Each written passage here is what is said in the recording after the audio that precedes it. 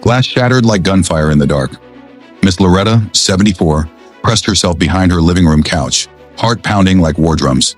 She clutched her cordless phone, but couldn't hear the 911 operator over the feral barking and the hate-filled yelling. A man, masked, white, swinging a crowbar, stood in her kitchen like he owned it. "You people don't belong here," he screamed. But standing between him and Loretta was Rocco, her German shepherd, silent no more. When the man lunged, Rocco exploded forward. His jaws locked on the man's arm, dragging him down like a sack of bricks. The intruder screamed. Blood hit the tile. Loretta couldn't breathe, couldn't move. Then another figure kicked in the side door. More of them. Rocco turned, growling again. She whispered to him, "Get him, baby." And he did. They thought she was an easy target. They were wrong. Just a week earlier, the house had been silent.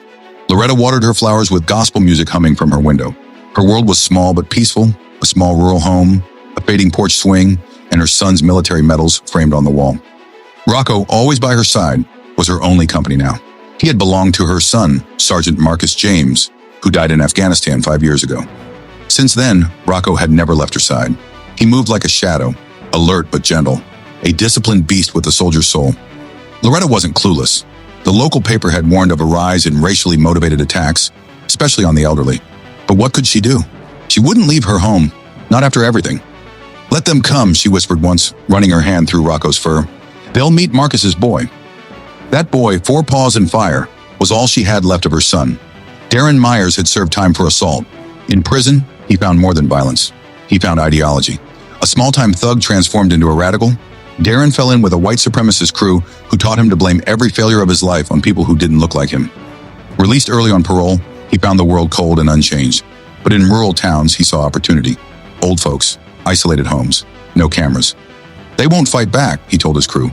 "They'll pray and fold." When they spotted Loretta, they laughed. "A grandma with a dog," his friends sneered. "I'll bring biscuits." They planned it for days. Timed her groceries, lights out, even checked cell signal dead zones. What they didn't plan for was Rocco. They didn't know he'd been trained to detect threat, to disable it, to die if necessary. Their mistake wasn't the house they chose, it was underestimating who lived inside. The week leading to the break-in was full of signs, but signs are only clear in hindsight. Loretta noticed cigarette butts near her fence. Her trash was rifled through. Rocco, usually calm, began pacing at night. Once she caught him growling at nothing, ears up, body tense. A neighbor mentioned a truck idling across the street with no plates, but rural folks mind their business, and Loretta was tired of jumping at shadows. When her niece begged her to come stay in town, she declined. "This is my house. I won't run from ghosts." But they weren't ghosts, they were men, cowards, and on a stormy night, they came in silence. The truck's lights were off.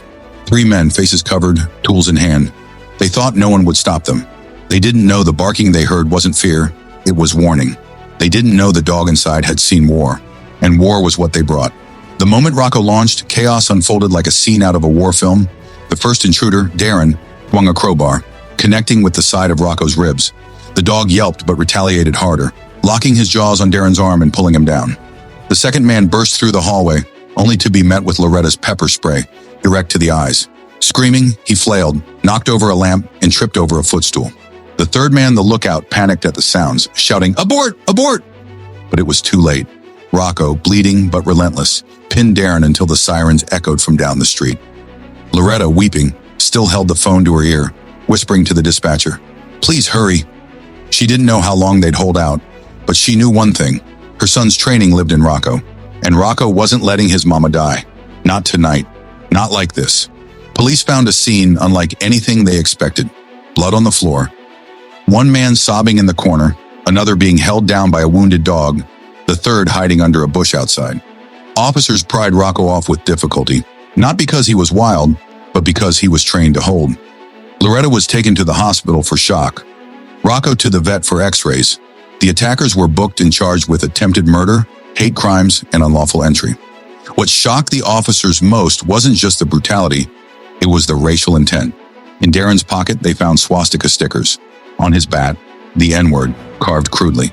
The town reacted with horror and shame. "Not here," they said. "Not in our town." But it had happened. Loretta survived. Rocco survived. But the illusion of safety didn't. The police chief, teary-eyed, said to reporters, "That dog did what we pray we're trained to do. He saved a life." Rocco's story went viral. News stations swarmed Loretta's porch. Everyone wanted the same answer. How did a retired school teacher survive a hate crime with nothing but a dog? Loretta finally told the truth. This wasn't just any dog. Rocco belonged to my son. He trained him to protect. And he did. Her son, Sergeant Marcus James, had served 2 tours before dying from an IED in Kabul. After his death, Rocco was flown home, and the dog never left Loretta's side. He became her shadow, her soldier, her son's final act of love. The local council awarded Rocco a Medal of Bravery. Children sent cards. A GoFundMe was started for Loretta's medical care. But more than that, a conversation erupted about racism, about rural America, about how hate hides in plain sight. And one brave woman, with her battle-worn dog, stood at the center of it, unafraid. She wasn't alone. She never had been. Do you believe dogs can sense evil, or were Rocco's actions purely training? Drop your thoughts in the comments. And if this story made you feel something, like it, share it, and subscribe for more real-life thrillers that hit hard and leave you thinking.